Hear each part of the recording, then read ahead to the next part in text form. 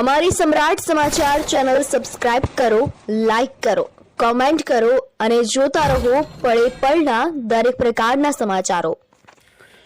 તળાજા તાલુકાના દેવળિયા ગામ નજીક આવેલ ભીકડાવાળા ખોડિયાર માતાજીના મંદિરે આજે પ્રાઇવેટ વાહન ચાલકો દ્વારા લાપસીનો થાળ ધરવામાં આવ્યો હતો।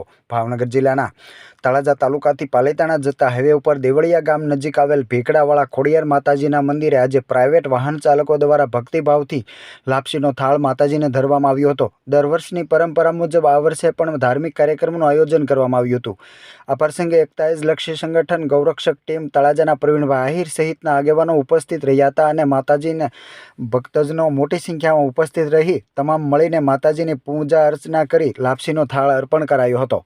આ બાદ ઉપસ્થિત ભક્તોએ પ્રસાદી રૂપે ભોજનનો લાભ લઈ આધ્યાત્મિક આનંદની અનુભૂતિ કરી હતી। ખોડિયાર માતાજી પ્રત્યે અતૂટ શ્રદ્ધા ધરાવતા યુવાનોએ પોતાના રોજગાર ધંધાથી વિરામ લઈ આ ધાર્મિક સેવા કાર્યમાં જોડાઈ ભક્તિનું અનોખું ઉદાહરણ પૂરું પાડ્યું હતું। મંદિરના પૂંજારી લાભુભાઈ ગોર દ્વારા પણ આ આયોજનમાં સારો એવો સહકાર આપવામાં આવ્યો હતો, જેના કારણે સમગ્ર કાર્યક્રમ સફળતાપૂર્વક સંપન્ન થયો હતો।